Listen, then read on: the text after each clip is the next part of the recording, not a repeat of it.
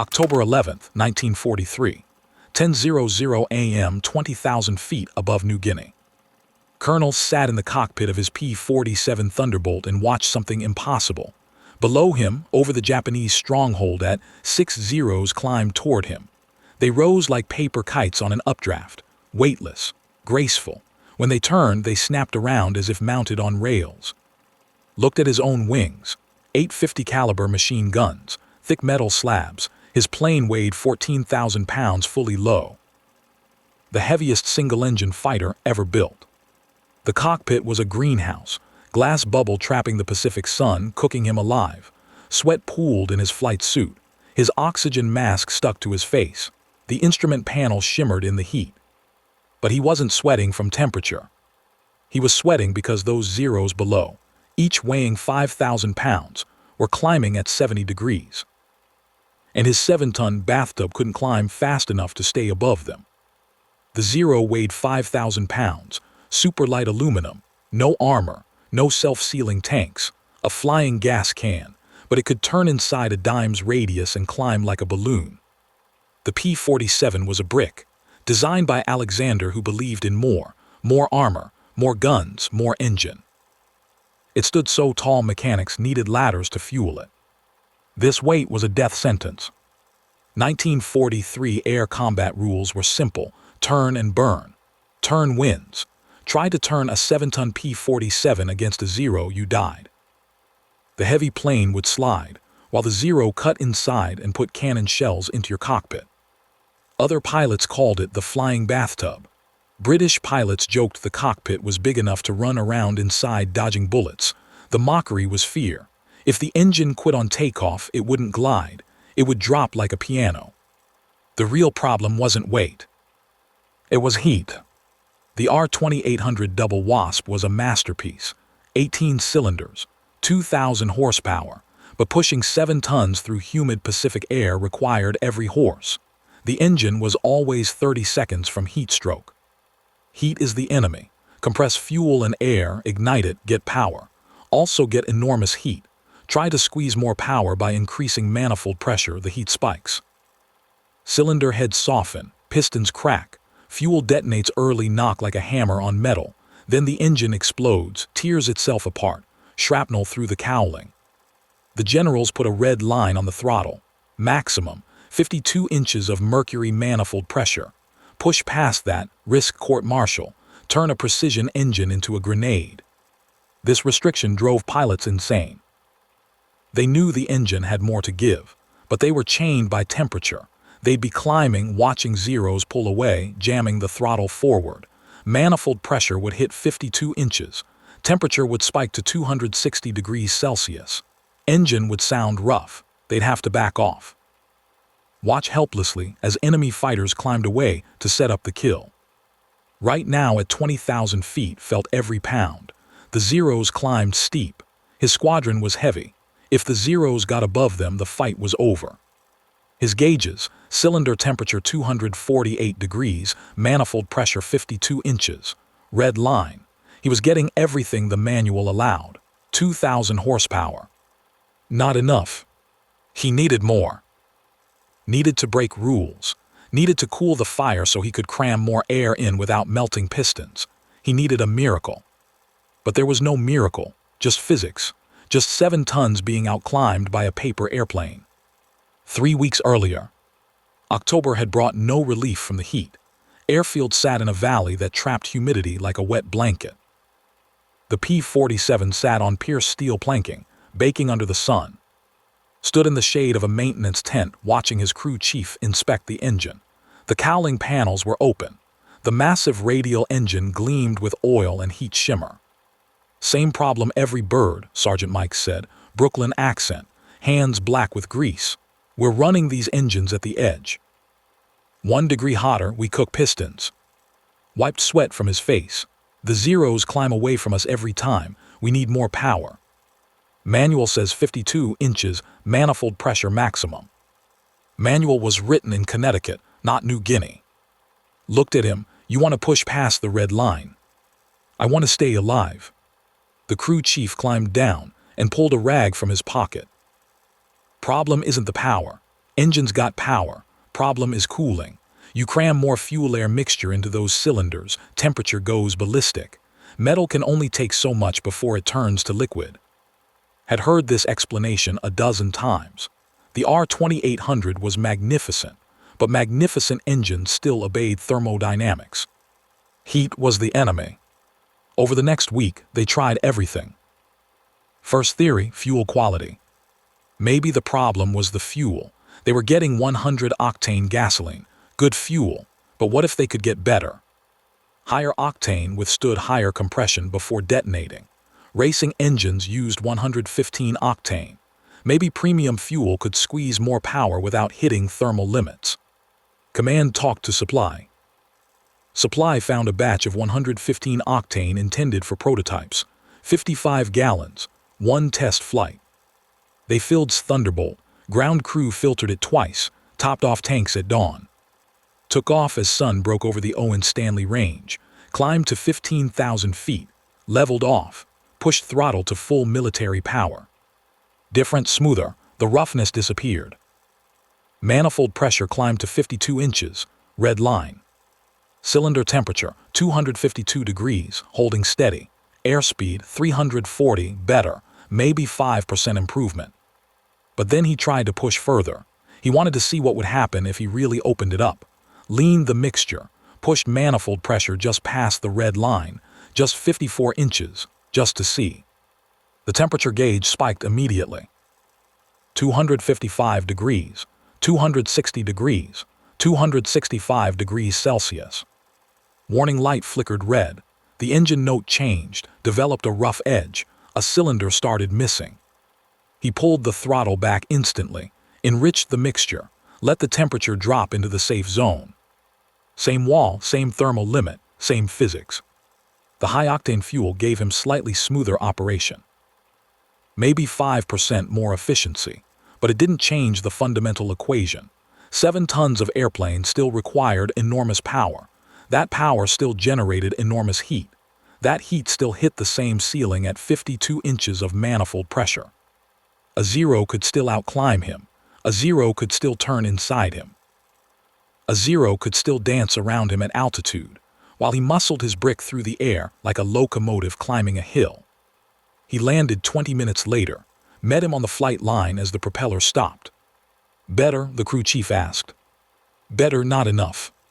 What do you need, sir? I need enough power to climb with them. Enough to dictate the fight instead of reacting to it. Wiped his hands on his coveralls and looked at the massive radial engine cooling in the morning sun. Oil dripped from the belly drain plug.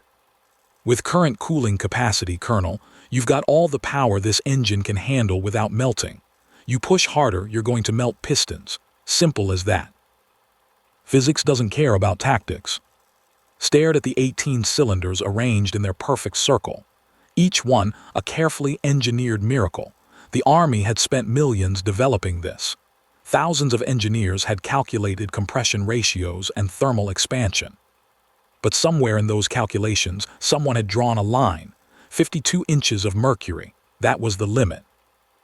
That was where the engine would survive, and beyond which it would destroy itself. The fuel wasn't the answer. Something else had to change.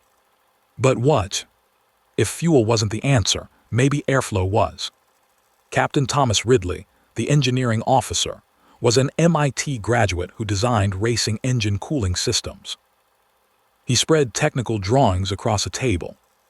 Air comes in here, flows around cylinder heads, exits through cowl flaps, but we're not getting enough airflow. Republic designed this for Europe, high altitude, cold temperatures. We're fighting in tropical heat. The cooling system can't reject heat fast enough.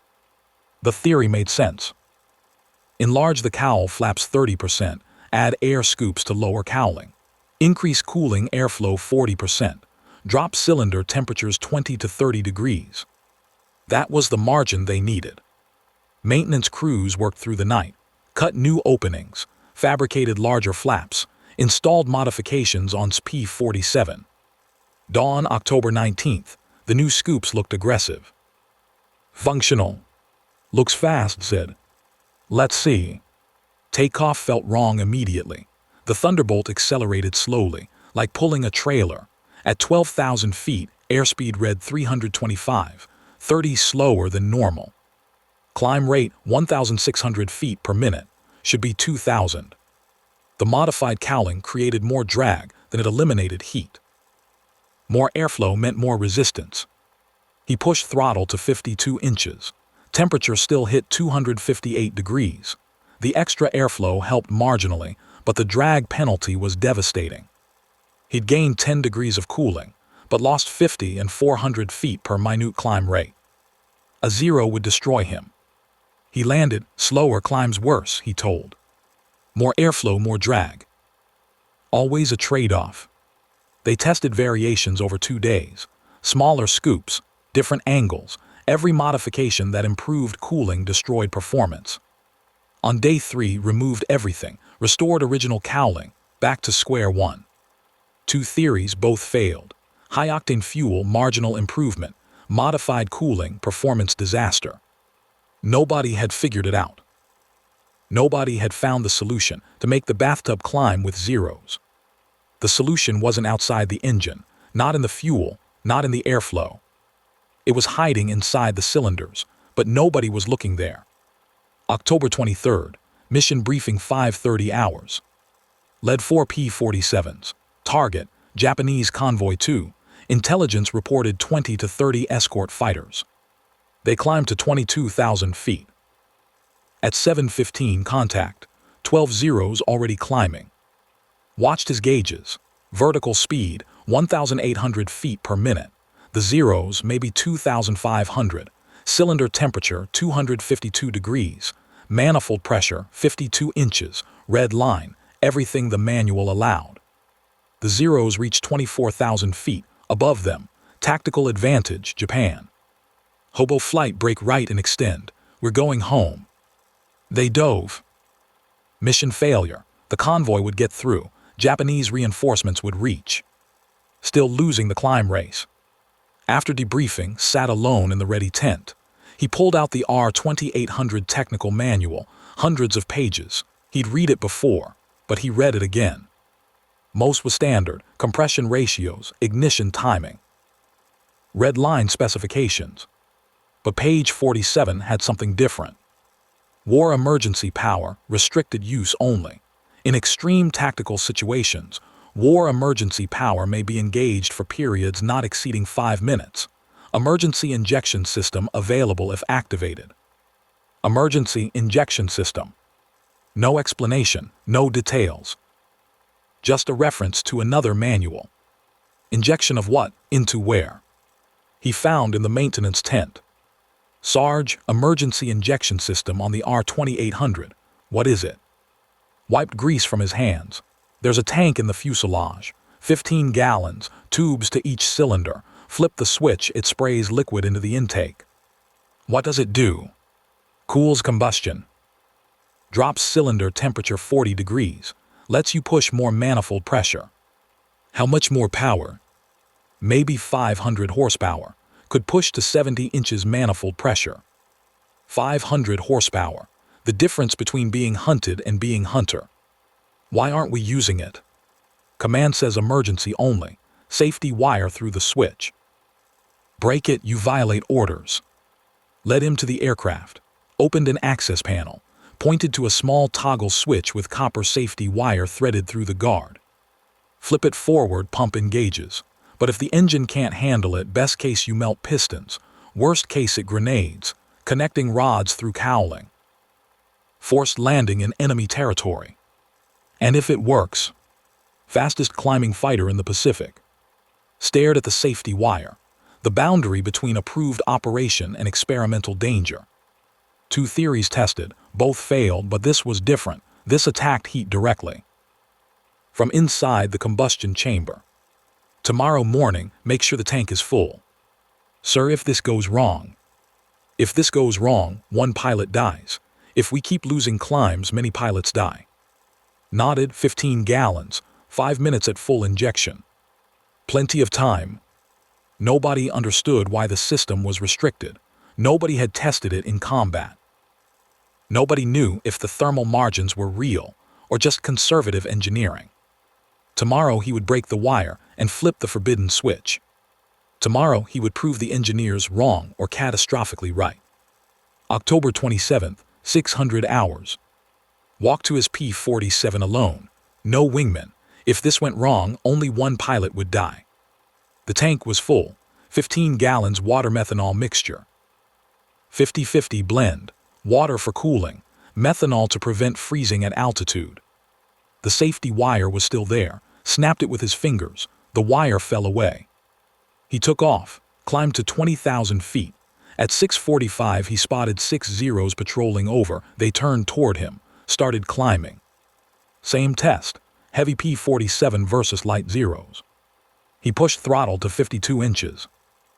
Temperature 250 degrees. The Zeros climbed steep at 2,500 feet per minute. His rate, 1,800. They'd get above him in 90 seconds. His hand moved to the switch.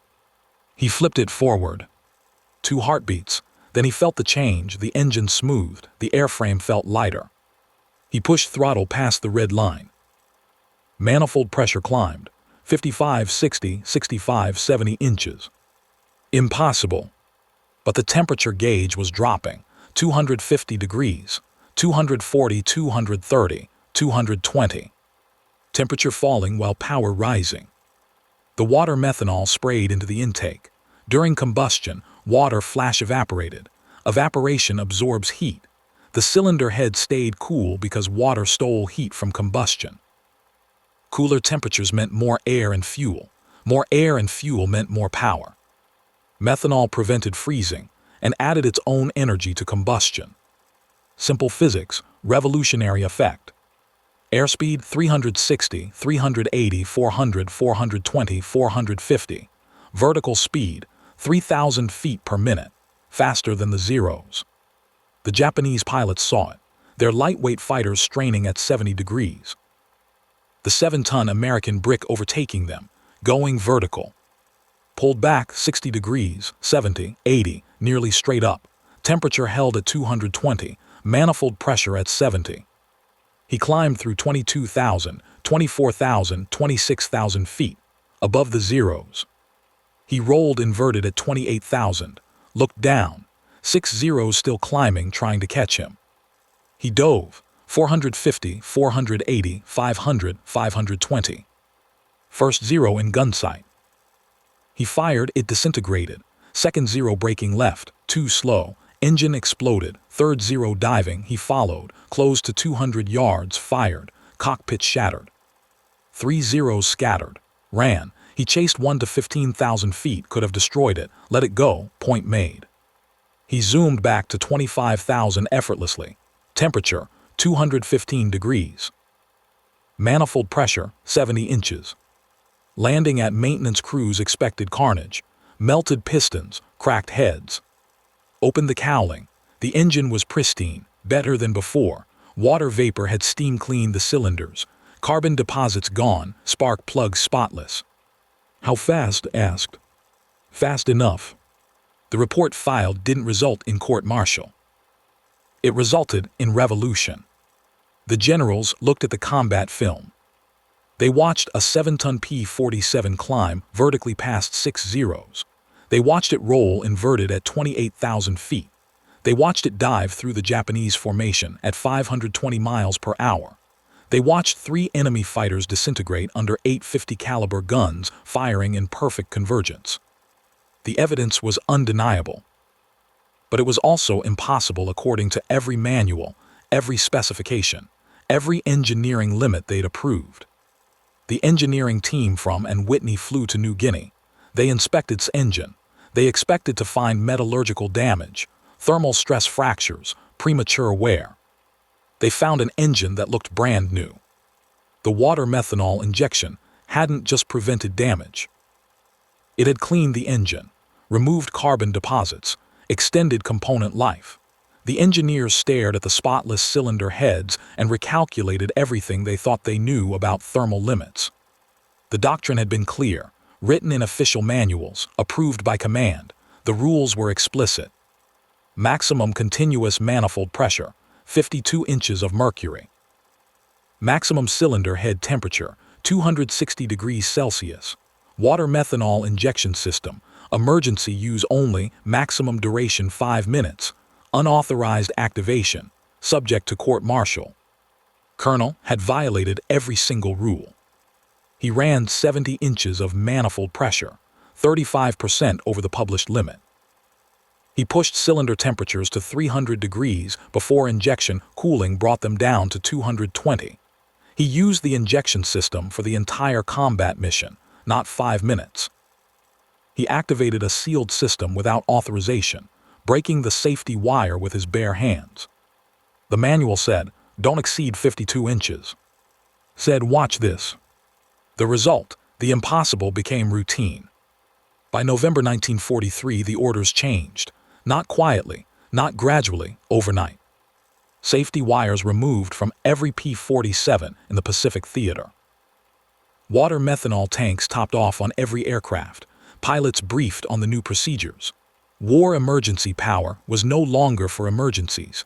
It was standard combat procedure. The red line on the throttle quadrant was repainted. 52 inches became 70 inches. The warning labels came off the dashboards. The court-martial threats disappeared from the technical manuals. The forbidden switch became the survival switch. What command had called reckless experimentation became approved tactical doctrine. What the engineers had called thermal destruction became enhanced performance mode.